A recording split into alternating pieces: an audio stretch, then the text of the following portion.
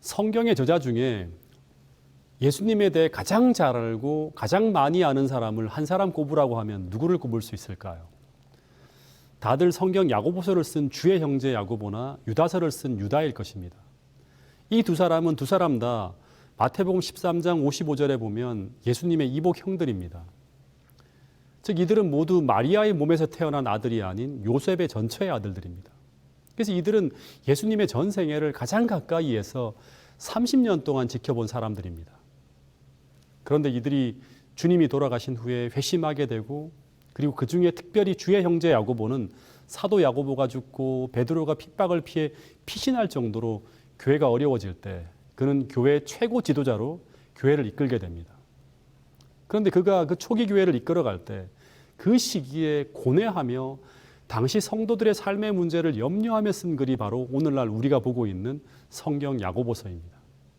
더하여 이 야고보서는 어떻게 보면 초기 교회 신앙의 모습이 아직 변질되지 않고 가장 순수했던 시절 성도들에게 믿음이 무엇인지, 참된 그리스도인의 삶은 어떠해야 되는지에 대해서 가장 단순하게 기록해 놓은 책이 바로 야고보서입니다.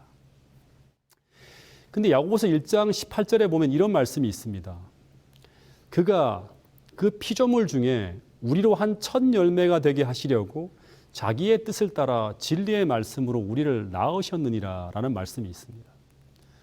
그리고 이어지는 야고보서 1장 18절부터 1장 마지막 27절까지의 내용을 보면 우리가 정말로 진리의 말씀으로 새롭게 태어난 사람이라면 그 사람의 거듭남을 증명하는 변화된 표식이 나타난다고 말씀하고 있습니다. 근데 그 중에 하나가 무엇인가 하면 바로 26절에서 말하는 경건한 입입니다. 26절 말씀을 한번 제가 읽어보겠습니다. 누구든지 스스로 경건하다 생각하며 자기 혀를 재갈 물리지 아니하고 자기 마음을 속이면 이 사람의 경건은 헛것이라. 여기 보면 누구든지 스스로 경건하다고 생각하며, 즉 자신을 진리로 거듭난 사람이라고 생각하면서도 자기 혀를 재갈 물리지 아니하면, 자기 혀를 재갈 물린다고 하는 이 말은 어떤 신적 능력에 의해서 그 입이 통제가 되고 있다고 하는 말씀입니다. 여러분, 그리스도인이란 어떤 사람이죠? 그리스도인이란 한마디로 하면 그 마음과 행위가 신적 능력에 의해서 지배되고 통제되고 있는 사람입니다. 그래서 그가 참 그리스도인이라면 그 사람은 절대 자기 마음대로 살지 않습니다.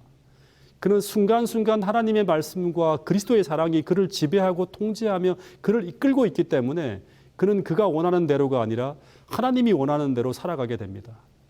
그런데 그 중에서도 그 입술이 하늘의 능력에 의해서 지배되고 통제되고 있는 사람이 바로 그리스도인이라고 야고보는 이야기하고 있는 것입니다. 그런데 그 입술이 신적 능력에 의해서 재갈 물리지 않았다면, 그러면 야고보는 뭐라고 하는가 하면 그 사람의 경건은 헛것이라고 합니다. 이 헛것이라고 하는 것은 그는 아직도 하늘의 능력이 그에게 임하지 않은 사람이라고 하는 것이죠. 즉 이 말은 그는 진리의 말씀으로 거듭나지 않았다고 하는 말입니다. 여러분, 그리스도인은 마음의 변화가 일어난 사람입니다. 그런데 그 변화된 모습을 가장 잘 보여주는 것이 무엇인가 하면 바로 우리 입에서 나오는 말이라고 합니다. 그 사람이 온유한 사람인지 거친 사람인지, 진실한 사람인지 거짓된 사람인지, 사랑이 많은 사람인지 메마른 사람인지, 깨끗한 사람인지 아닌지, 즉 그 마음, 그 사람의 마음에 무엇이 담겨 있는지 그 속에 있는 것을 다 보여주고 있는 것이 무엇인가 하면 바로 그 사람의 언어 생활이라고 합니다. 그래서 우리의 입술은 우리 마음에 무엇이 담겨 있는지를 보여주고 알려주는 마음의 창이라고 할 수 있습니다. 근데 처음에는 우리는 숨길 수도 있고 꾸며낼 수도 있습니다. 또 가끔 만나는 사람들에게 감출 수도 있습니다. 그러나 계속 말하다 보면 우리 속에 있는 것이 다 나옵니다. 그래서 주님은 마태복음 12장 34절에서 이는 마음에 가득한 것을 입으로 말함이라. 35절 선한 사람은 그 쌓은 선에서 선한 것을 내고 악한 사람은 그 쌓은 악에서 악한 것을 내느니라. 제가 어떤 한 분을 알고 있는데 그분은 교회를 오랫동안 다니신 분인데 근데 계속 말이 세상에서나 사용하는 말들이 자꾸 나타나고 심지어 교회에서는 사용하면 안 되는 말실수가 계속 반복되어지는 걸 제가 보았습니다. 근데 점차 시간이 지나가니까 나중에 가서는 이런 말들이 실수가 아니라 이제 일상이 되어 벌어지게 되는 것을 제가 보게 되었습니다. 즉 얼마 동안은 잘 보이지 않게 잘 안 보이게 숨기다가 이제 모든 환경이 익숙해지고 편해지니까 그 속에 담겨 있는 것들이 다 나타나는 것입니다. 놀라운 것은 이분은 오랫동안 교회를 다닌 분이고 또 심지어 교회에서 중요한 직책을 여러 번 맡고 있었던 그런 분이셨습니다. 그래서 야고보서 1장에서 주님은 말씀하시기를 오늘 우리가 아무리 오랫동안 교회를 다녔다 해도 그가 아무리 스스로 교회에서 많은 봉사를 하고 있다 하더라도 그 입이 성령에 의해서 재갈 물리지 아니한 상태로 살아가고 있다면 그 사람은 자신에 대해 그가 그 어떤 고백을 한다 하더라도 그는 진리의 말씀으로 거듭나지 못했다고 하는 것을 증거하고 있는 것이라고 말씀하고 있는 것입니다. 왜냐하면 또다시 말하지만 이 언어 생활은 바로 초기 교회에서 진리로 거듭난 성도들이 지닌 그리스도인의 참 표식이기 때문이라고 야고보는 말씀하고 있습니다. 실제 베드로도 이 빌라도의 법정에서 예수님을 부인할 때 그때 사람들은 그가 그리스도와 함께 있었던 사람이라고 하는 표식으로 무엇을 지적했는가 하면 그의 언어 생활을 지적하고 있었다고 하는 것을 우리는 기억해야 됩니다. 마태복음 26장 73절에 보면 아무리 베드로가 예수님을 부인하려고 하더라도 사람들은 그것을 믿을 수가 없었습니다. 근데 그 이유가 무엇 때문인가 하면 너가 말하는 그 말소리가 너가 예수님과 함께 있었던 사람이라고 하는 것을 증거하고 있기 때문이라고 사람들은 이야기하는 것을 우리는 볼 수 있습니다. 그러나 반대로 우리가 아무리 숨기려 하더라도 오늘 우리가 예수님과 함께 행하고 있지 않다면 즉 신적 능력에 의해서 우리 마음이 지배되어지고 통치되어지는 그런 삶을 오늘 우리가 살고 있지 않다면 우리는 여전히 진실되지 못하고 여전히 친절하지 못하고 여전히 사랑스럽지 못하고 여전히 거짓된 그런 말들이 나도 모르는 사이에 순간마다 거침없이 나오는 그런 입을 우리는 사용하고 있는 것을 보게 될 것이라고 하는 것입니다. 그래서 여러분, 우리의 언어 생활은 우리가 어디에 속한 사람인지를 증명하고 있는 것입니다. 그래서 마태복음 12장 36절에 보면 심지어 예수님은 이런 말씀까지 하셨습니다. 예수님은 마지막 심판날에 우리를 심판하시는데 그런데 어떻게 심판하시는가 하면 오늘 우리가 사용하는 그 언어들을 펼쳐놓고 우리를 심판하신다고 말씀하고 있습니다. 사람이 무슨 무익한 말을 하든지 심판날에 이에 대하여 신문받으리니 라고 말씀하고 있는 것입니다. 여러분, 그래서 이제 이 말씀을 들으면서 우리는 이제 어떻게 살아가야 되는가?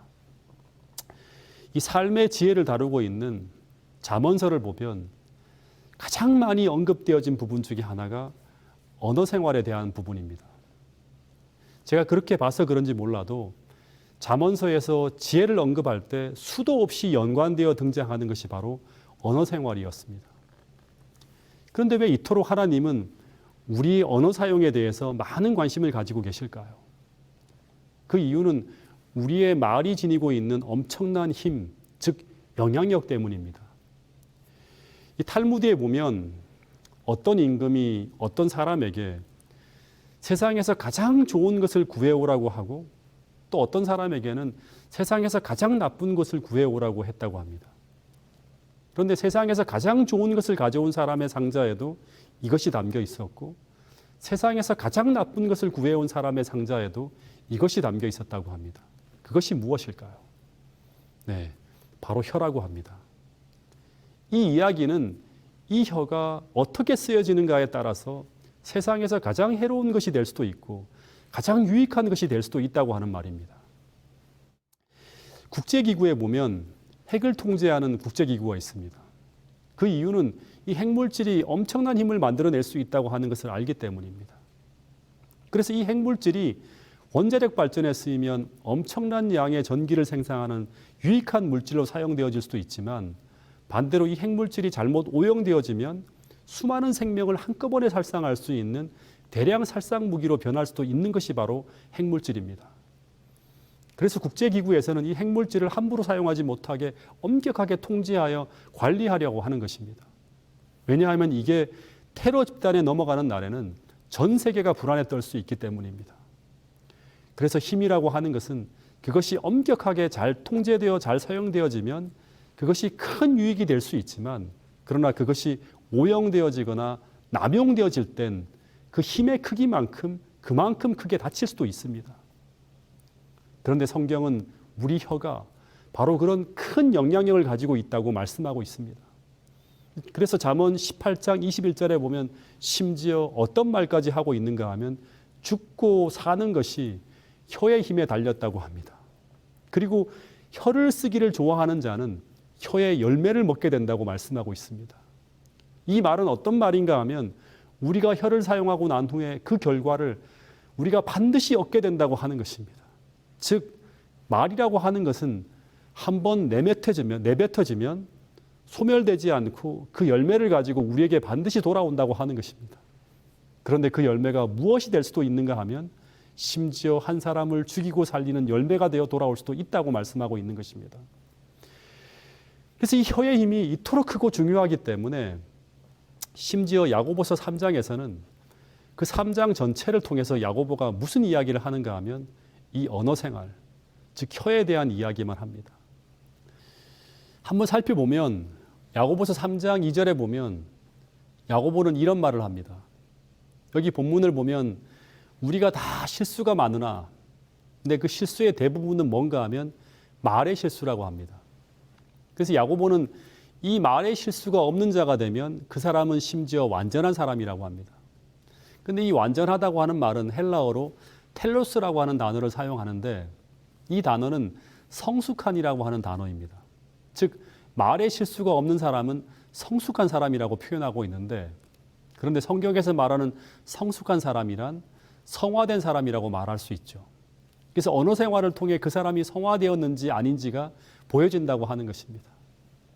그런데 그 다음 구절을 보면 만일 우리가 말의 실수가 없는 그런 온전한 입술을 지녔다면, 그러면 그 성화된 입술에 의해서 어떤 일도 벌어지는가 하면 온 몸도 그 입술에 의해서 굴레가 쓰여진다고 그런 말씀을 하고 있습니다.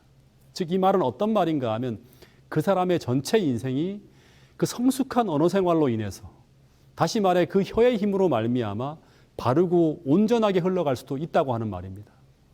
즉 이 말씀은 이 혀는 그 인생 전체의 운명을 좌우할 만큼 중요한 것이라고 말씀하고 있는 것입니다.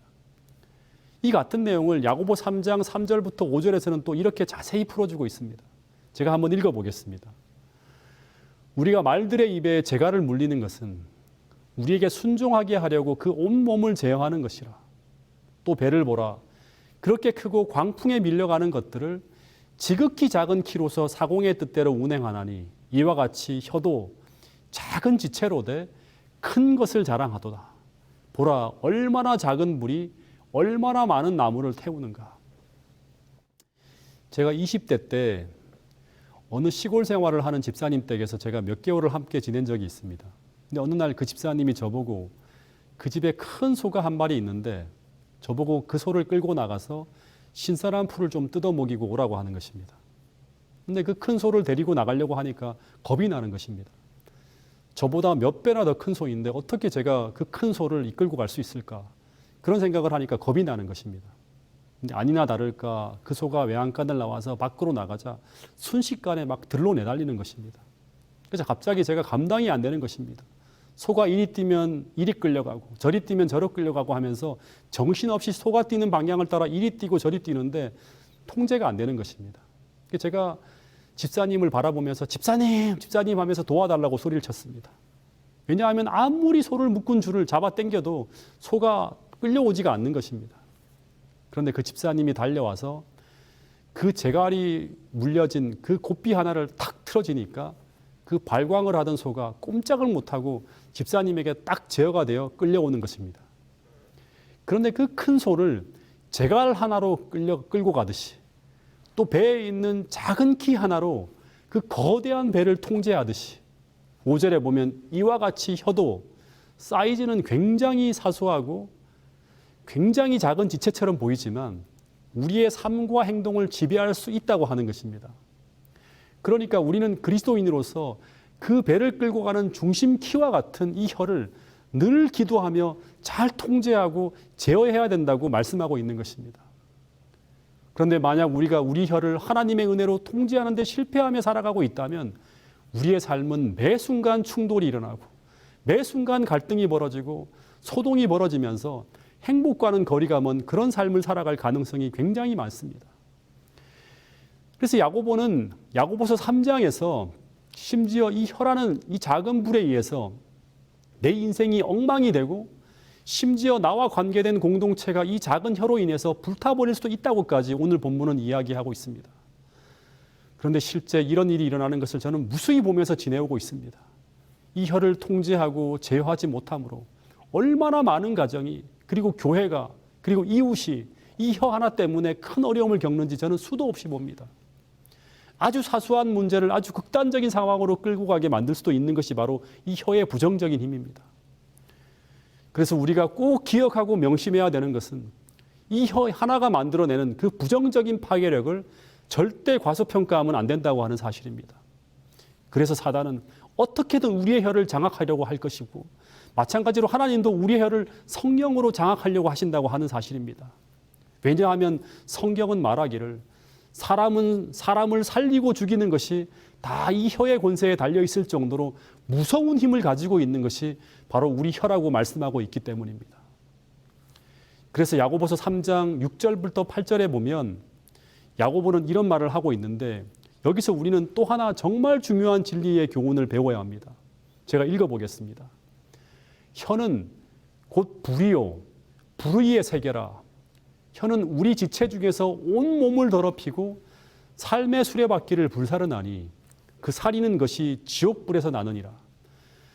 여러 종류의 짐승과 새와 벌레와 바다의 생물을 다 사람이 길들일 수 있고 길들여 왔거니와 혀는 능히 길들일 사람이 없나니 쉬지 아니하는 악이요 죽이는 독이 가득한 것이라.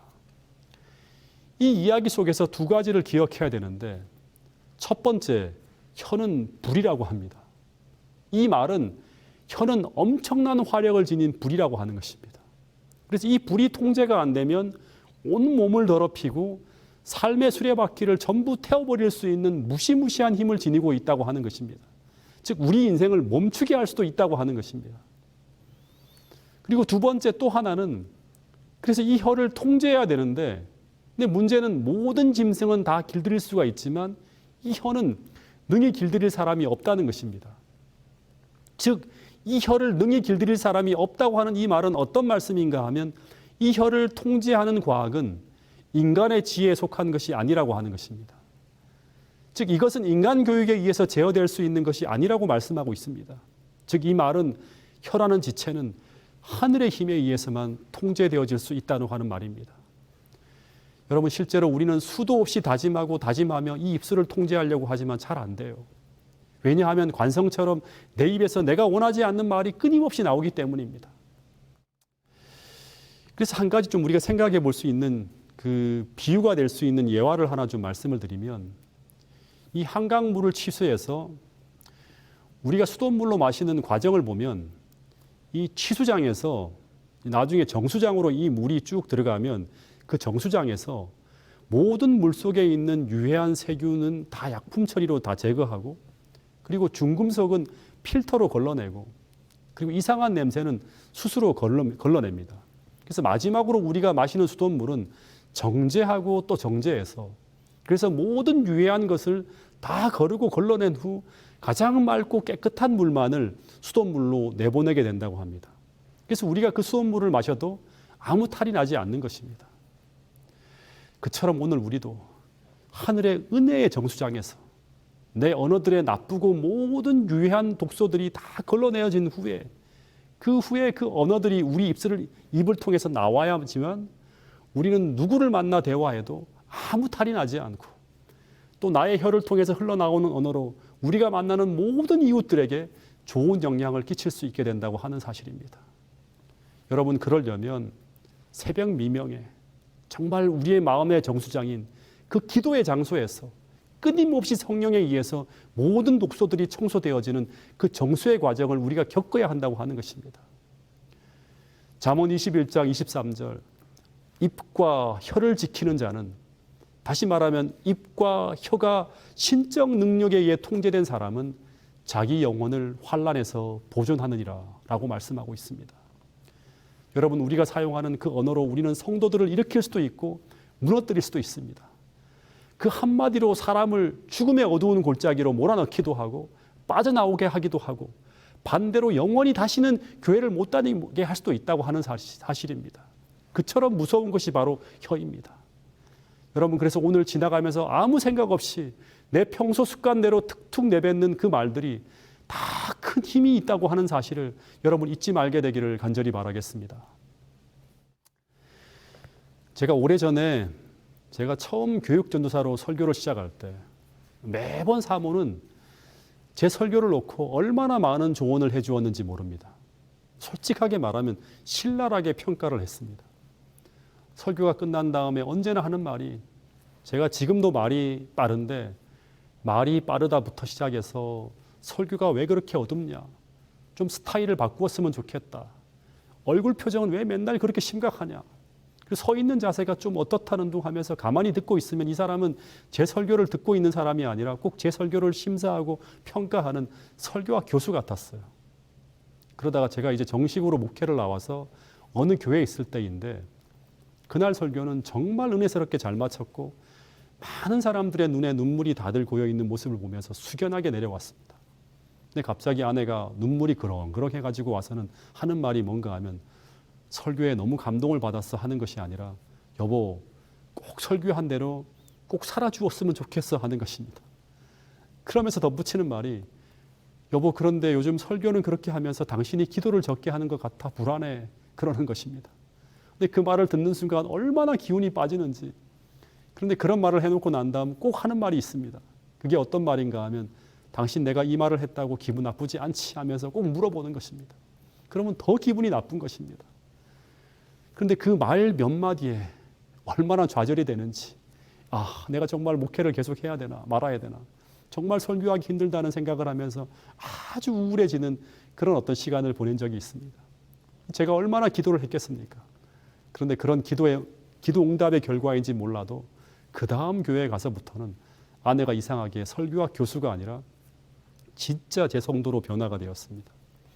설교가 끝나면 거의 코멘트를 하지 않고 이따금 들려주는 말이, 여보, 오늘 말씀은 하나님이 나를 위해 들려주신 말씀이었다고, 꼭 우리 그렇게 살자고, 이런 멘트를 제게 하는 것입니다. 그런데 그 작은 말들이 계속 제게 들려올 때 그것이 얼마나 제게 큰 용기가 되었는지 모릅니다. 여러분, 아주 사소한 말인데 이 말이라는 것의 영향력은 우리가 상상하는 것보다, 우리가 생각하는 것보다 훨씬 더 크다는 것을 우리는 기억해야 됩니다. 그 말을 하는 것이 바로 야고보서의 야고보가 이야기하는 그 말씀입니다.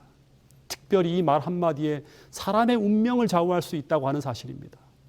여러분, 이 선악의 대쟁투는 말을 가지고 싸우는 전쟁입니다.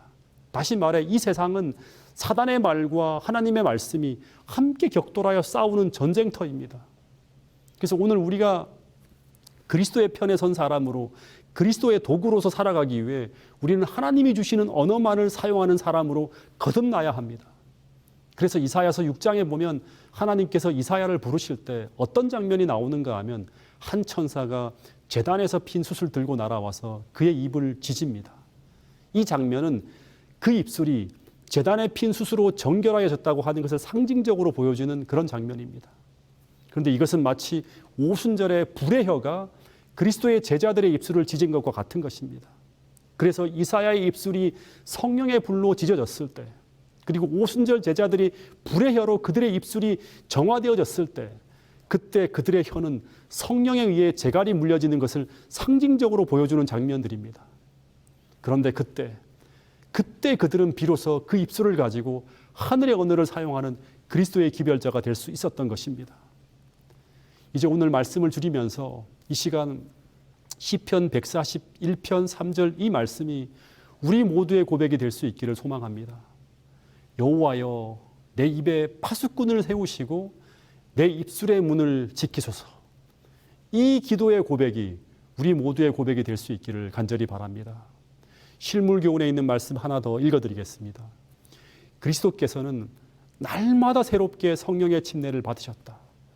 이른 아침 주께서 그리스도를 깨워 그의 혼과 입술을 기름으로 안수하셔서 사람들에게 은혜를 나누어 주시게 하셨다. 실물교훈 139페이지의 말씀입니다. 오늘 우리 모두가 우리 입술을 하나님께 드림으로 말미암아 성령으로 재갈 물려진 그런 입술을 소유한 그리스도의 군대로서 거듭나게 될 수 있기를 간절히 바라면서 오늘 말씀을 줄이도록 하겠습니다.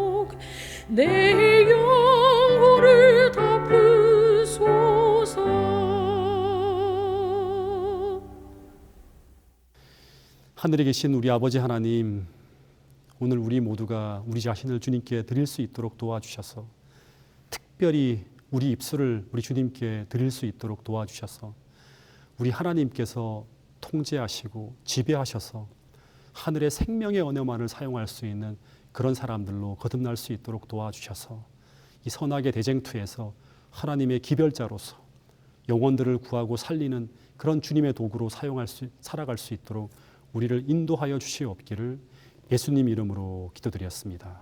아멘.